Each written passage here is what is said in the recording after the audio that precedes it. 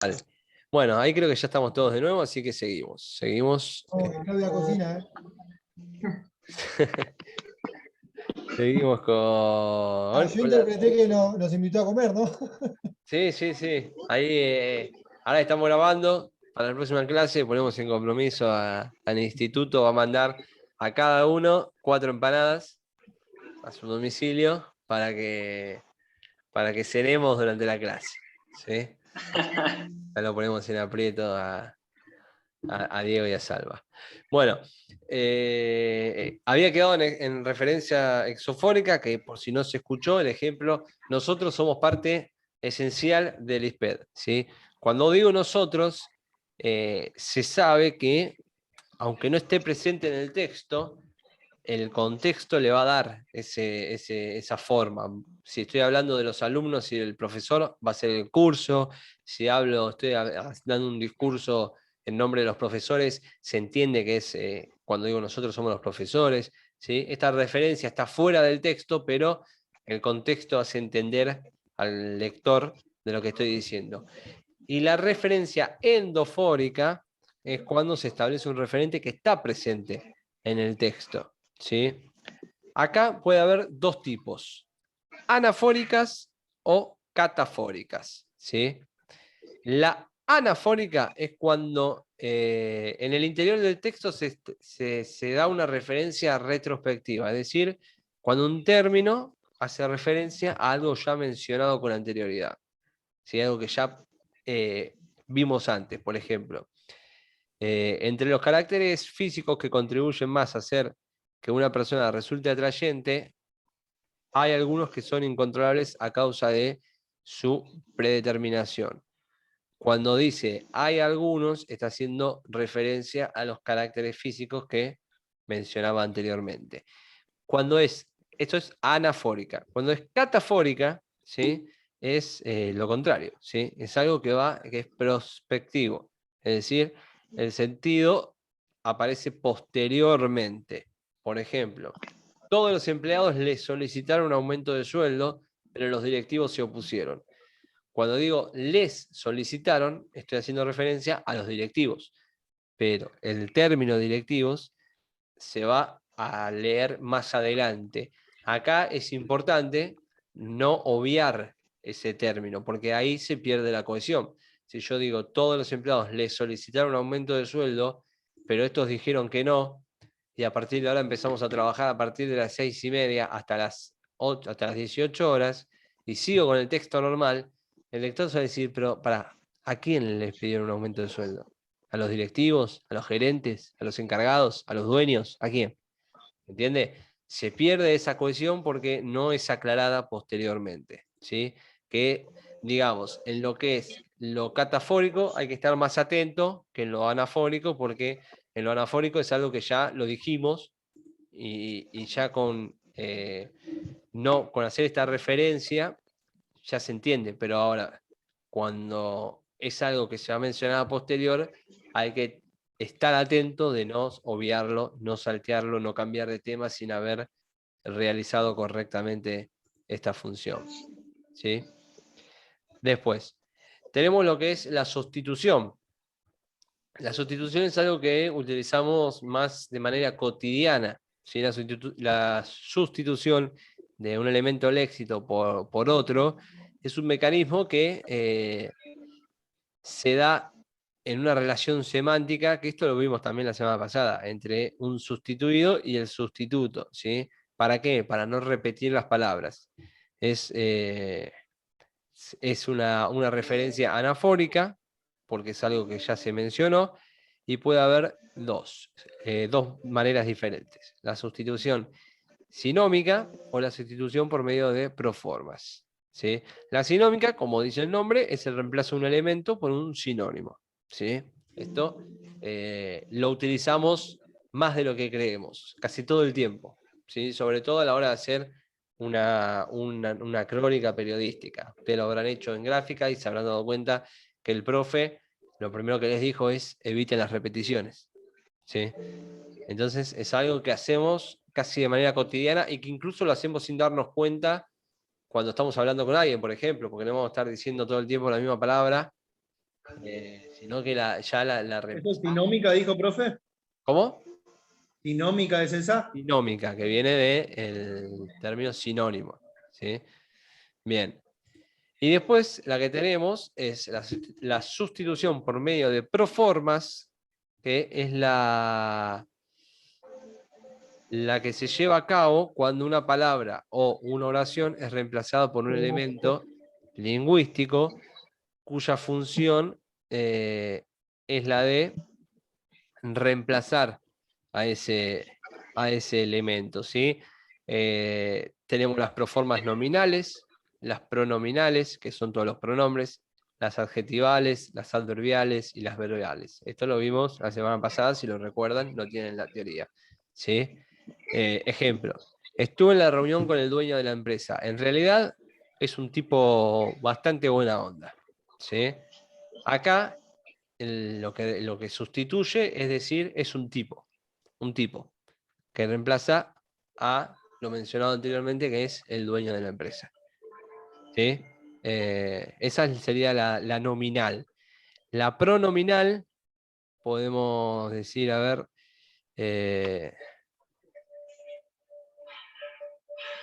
el jefe de la empresa me regaló unos alfajores porque se fue de vacaciones a San Clemente. La verdad que es muy amable de parte suya lo que hizo, ¿sí? Acá lo que reemplaza es muy amable de parte suya a el gerente y la acción que tuvo, ¿sí? Adjetival es cuando reemplazamos, por ejemplo, en la heladera tenemos manzana, en la heladera hay peras, tráeme las que estén blanditas. O sea, diciendo las que estén blanditas, estoy reemplazando a las peras, ¿sí? Porque también podría decir, en la heladera hay peras, tráeme las peras blanditas. Vieron que suena hasta feo incluso decirlo, no solamente cuando lo escribimos. Suena feo, por eso es algo que hacemos de manera cotidiana y que ni lo pensamos. Bueno, esto es lo que tenemos que llevar a cabo en el texto, ¿sí? Tomarlo como un mecanismo natural. Las adverbiales, toda la tarde estuvo en la terraza. Desde allá observó cómo circulan los autos, ¿sí? El allá reemplaza a la terraza. Y la verbal es Juan regresa todos los años a Montevideo. Casi siempre lo hace en el mes de enero. Se reemplaza el verbo. Se reemplaza el regresa por hace, porque ya se entiende lo que está haciendo, que es regresar, ¿sí? Esto es lo que es sustitución. Después tenemos lo que es la elipsis, que es una forma de cohesión en donde se suprime información que está sobreentendida y que el lector puede entender el texto sin necesidad de mencionarlo, ¿sí? Por ejemplo, en Buenos Aires el día estaba soleado, en Capital Federal se nubló y en La Plata estaba lloviendo. Acá lo que se realiza de elipsis es decir, en Buenos Aires el cielo estaba soleado, en Capital el cielo estaba nublado y en La Plata el cielo estaba lluvioso.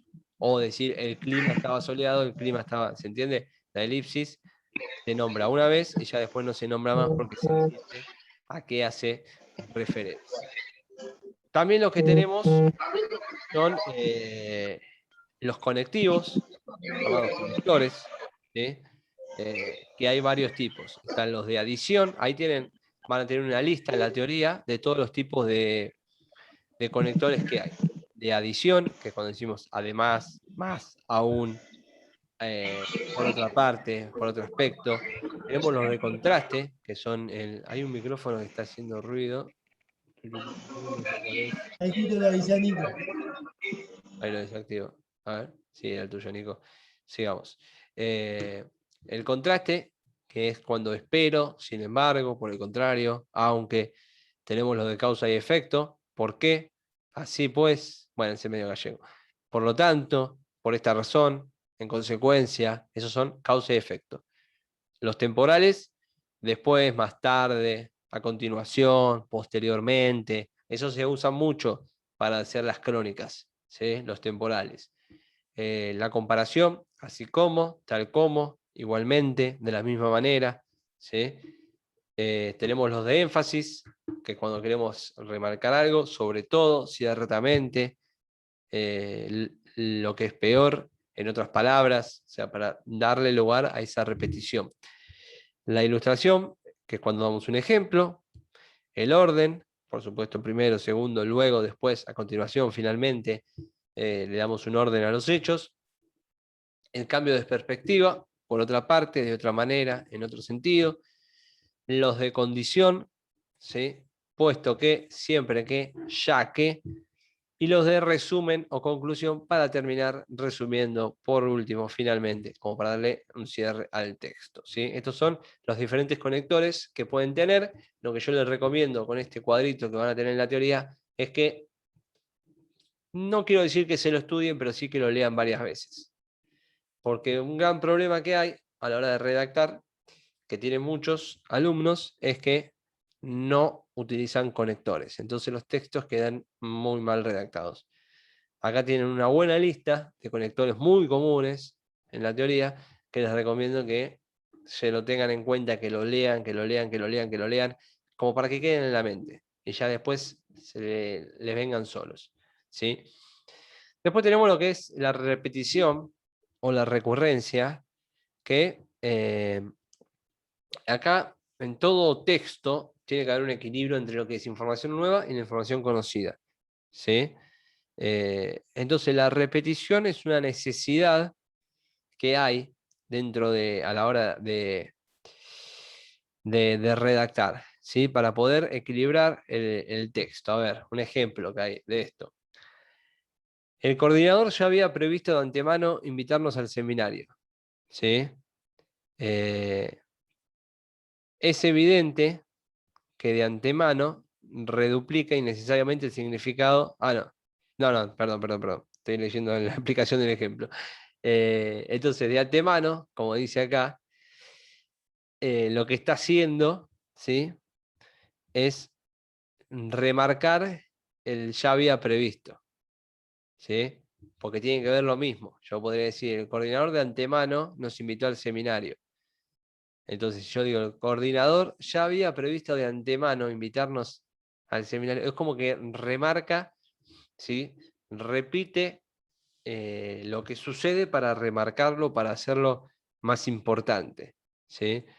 No amplía la información, pero sí la remarca, ¿sí? Para eso se utiliza lo que es la repetición, ¿sí? Después tenemos lo que vimos la semana pasada con los signos de puntuación, que no lo vamos a repasar porque ya lo vimos, ya lo tienen, pero también es importante a la hora de lograr la cohesión, el uso de la coma, el uso del punto, el uso de los signos, ¿sí? Que también eso le da cohesión. ¿Por qué? Porque uno está acostumbrado a leer y saber que cuando hay una coma es una pausa cortita, cuando es un punto seguido hace una pausa más extensa, el punto aparte cambia la información que se va a dar sobre el tema. Entonces todos esos significados ya los tenemos incorporados como lectores.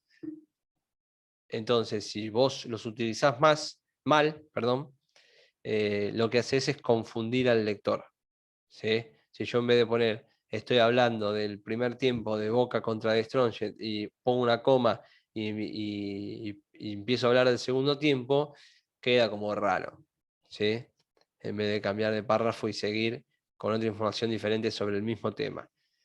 Que eso también lo van a tener en esta teoría y es un repaso de la anterior. Así que bueno, básicamente esto es un pantallazo de lo que es la coherencia de una medida más grande de lo que es el texto, el contenido, ¿sí? Que todas las diferentes partes del texto tengan un sentido, y la cohesión, que son las diferentes herramientas que tenemos dentro de ese contenido para poder lograr un sentido y que todo vaya al punto final, que es por eso decía hace un ratito que la cohesión es una herramienta para lograr la coherencia. Entonces, cuando yo les corrija y les diga, o cualquier profesor le diga que el texto no tiene coherencia, significa que una cosa no tiene nada que ver con otra y no se entiende cuál es el punto. Ahora, si no tiene cohesión, es porque en algún punto de la redacción fallaron, y si bien la idea del texto es comprendida, la manera de expresarse no es la correcta, ¿sí? Esa digamos que es la gran diferencia entre uno y el otro, en el trabajo práctico. Ahí está expresando la diferencia entre la coherencia y la cohesión, Claro, justamente, ¿no? exactamente, Principalmente por la coherencia, terminando con cohesión. exacto. Sería el ejemplo ese, ¿no? ¿Cómo? No- Así sería, digamos, el ejemplo ese. Claro, sí, sí, sí, sí. Por ejemplo, si ustedes me están hablando em, a ver, Claudio me hace el informe de San y me está hablando de toda su carrera futbolística y en algún momento me dice que a San le gusta usar pantalones de jean ajustados y camisas. Es un texto que no tiene coherencia porque no entiendo a qué va el tema. Si la carrera deportiva de San, si los gustos de San, cómo se viste, no se entiende. Sí, entonces no tiene coherencia directamente.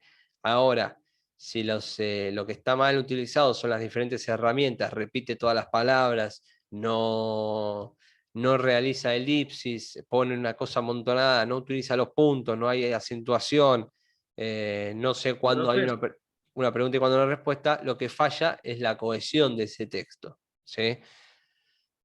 Bien, ¿alguna no sé duda? si por ahí, sí, no sé si por ahí le podría preguntar, pero como me tiró ahí un ejemplo y también me vino a la cabeza de preguntarle porque al Pepe le gusta lo que es el turf, carreras de caballo.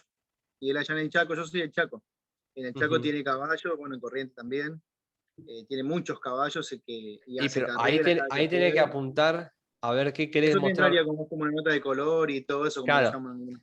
si vos querés Pero eso lo mostrar puedo la vida de introducir. San fuera del fútbol o la vida de San dentro del fútbol. Claro, a eso voy.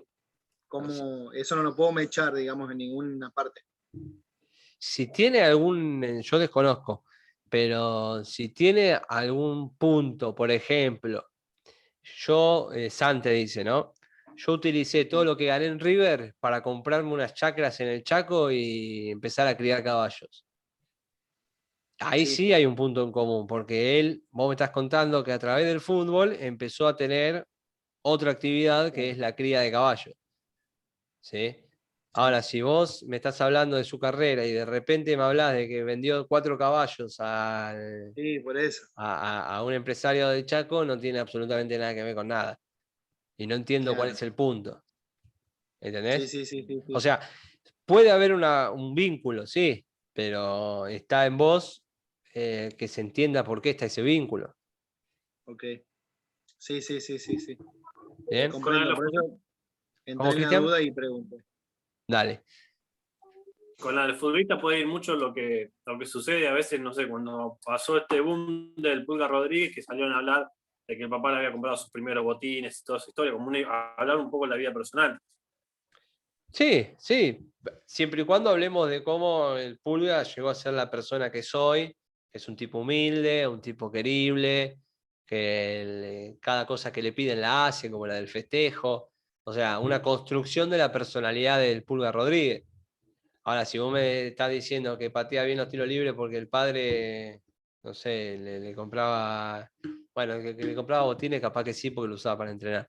Pero si vos me decís que el Pulga patea bien los tiros libres porque el padre le compraba golosinas en el kiosco de Doña Marta, no tiene absolutamente nada que ver con nada. ¿Se entiende? Todo Sí, tiene que sí, ver perfecto. por el lugar que uno apunte, ¿sí? Y lo que quiera demostrar. Si, o sea, si vos querés demostrar la humildad del Pulga Rodríguez, bueno, sí, vas a tener diferentes ejes, diferentes puntos que a través de las diferentes herramientas que logran la cohesión vas a poder demostrarlo. ¿Sí? ¿Alguna consulta, alguna pregunta? Bien.